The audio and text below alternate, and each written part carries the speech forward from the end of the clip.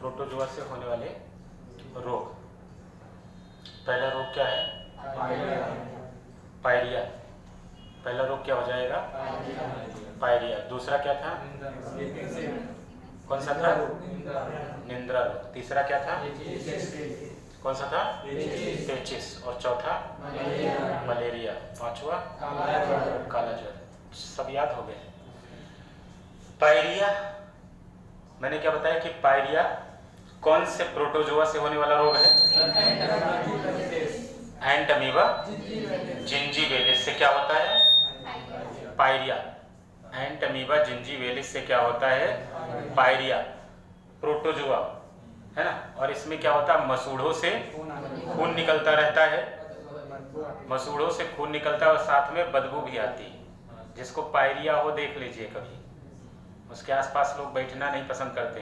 पता चलेगा अमरूद खा रहे हैं और अमरूद में खून लगता जा रहा है ना। और जाहिर सी बात है, विटामिन सी क्या होता है? घाव भरने वाला विटामिन है, और कहीं न कहीं मसूड़ों में ही क्या हो जाता है? घाव भी, पायरिया में। तो इसमें फायदेमंद क्या होता है? विटामिन सी, है ना। कौन से प्रोटोजोआ से होता है? तो क्या बताएंगे? एंट अमीबा जिंजीवेलिस। पायरिया रोग किससे होता है? एंट अमीबा जिंजीवेलिस से। क्लियर रहेगा? नहीं क्लियर रहेगा? दूसरा मैंने क्या बताया? निंद्रा रोग। और निंद्रा रोग कौन से प्रोटोजोआ से होता है? ट्रिपैनोसोमा।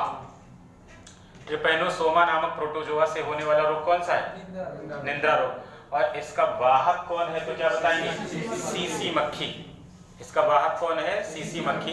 इसमें कौन सा अंग प्रभावित होता है? तो क्या बताएंगे?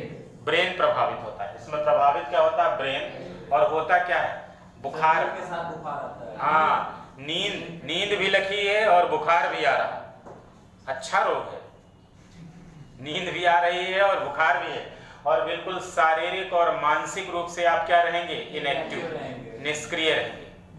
जब ब्रेन प्रभावित हुआ है ना, बुखार भी आ रहा है, तो जाहिर सी बात है आप फिजिकली और मेंटली दोनों तरीके से क्या रहेंगे? इनएक्टिव रहेंगे। और ये काम कौन कर दे रहा है? सीसी मक्खी। इससे बचे रहिएगा। अगला मैंने बताया पेचिस। पेचिस भी याद करना बहुत आसान है। ये एंट अमीबा हिस्टोलिटिका किससे होता है? एंट अमीबा हिस्टोलिटिका। हिस्टोलिटिका आप जानते हैं, पेचिस हो जाए तो लगता है पेट पूरा क्या हिल गया। लगता है? नहीं लगता? नहीं लगा कभी? पेचिस नहीं हुआ है? पेचिस कभी हो तो जाहिर सी बात है क्या बता देते हैं कि भैया आप क्या है, इलेक्ट्रॉल वगैरह पियो जा करके। और पानी आप ज्यादा पी रहे हैं, पेट में खाना खाए नहीं, तो थोड़ा चल के देखिए तो आपको लगेगा कि पेट में कुछ खलबला रहा है। हिस्टोलिटिका याद करने के लिए बता रहे हैं, कुछ हिल रहा है, तो उससे क्या याद रखेंगे? हिस्टोलिटिका। कौन सा हिस्टोलिटिका? एंट अमीबा हिस्टोलिटिका। और इसमें जाहिर सी बात है, पेचिस हुई तो प्रभावित क्या होगा? इंटेस्टाइन। क्या प्रभावित होगा? इंटेस्टाइन या आंत प्रभावित होगी, और इसमें ब्लड भी निकलेगा और साथ में लूज मोशन, दस्त। तो तीन तो हो गए। चौथा मैंने क्या बताया था आपको? मलेरिया। और मलेरिया किस प्रोटोजोआ से होता है? तो क्या बताएंगे? प्लाज्मोडियम नामक प्रोटोजोआ से होता है। कौन से प्रोटोजोआ से होता है? प्लाज्मोडियम नामक प्रोटोजोआ से होता है। और इसका वाहक क्या होता है? मादा एनाफ्लीज। वाहक क्या होता है? मादा एनाफ्लीज। इसमें क्या होता है? मादा एनाफ्लीज मच्छर क्या है? वाहक है। जैसे डेंगू का वाहक क्या है? एडिस एजिप्टिस। मलेरिया का वाहक क्या है? मादा एनाफ्लीज। समझ रहे ना? अंग कौन सा मलेरिया रोग से प्रभावित होता है? प्लीहा, स्प्लीन। और स्प्लीन के बारे में मैंने बताया कि स्प्लीन को आरबीसी का कब्रिस्तान भी कहते हैं। कहते कि नहीं कहते? कहाँ खोए हो भैया? स्प्लीन को क्या कहते हैं? आरबीसी का।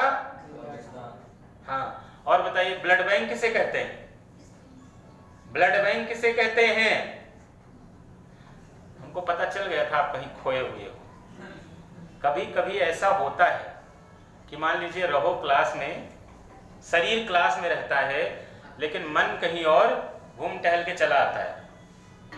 यदा कदा तो मेरे साथ खुद हो जाता है। जब मैं लिखाने लगता हूँ, जब लिखाने लगता हूँ तो पता चलता है कि कहीं दिमाग में कोई बात आ गई, तो हम अपना टहल घूम रहे हैं, उधर हो जाता है।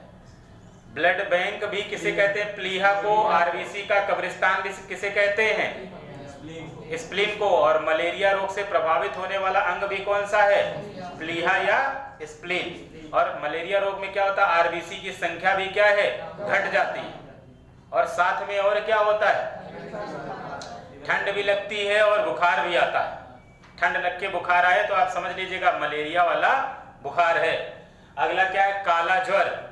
और काला ज्वर किससे, कौन से प्रोटोजोआ से होता है? तो क्या बताएंगे? लिस्मैनिया डोनावानी। किससे होता है? लिस्मैनिया डोनावानी। वाहक क्या है? तो क्या बताएंगे? बालू मक्खी। वाहक क्या है? बालू मक्खी। और इसमें क्या होता है? बोन मैरो प्रभावित होता है। प्रभावित अंग कौन सा हो जाएगा? बोन मैरो, है ना। और इसमें क्या है? खूब तेज बुखार आता है। बोन मैरो तो आप लोग समझ रहे हैं कि बोन मैरो क्या होता है? अस्थि मज्जा। अस्थियों के बीच में भरे हुए तरल पदार्थ को ही क्या कहते हैं? बोन मैरो या अस्थि मज्जा। अभी तैयार हुआ कि नहीं हुआ? अच्छा ये बताओ, जेनेटिक्स डिजीज आप लोगों को पढ़ाया मैंने? आनुवांशिक रोग। तो एक हेडिंग बना लीजिएगा, आनुवांशिक रोग, जेनेटिक डिजीज।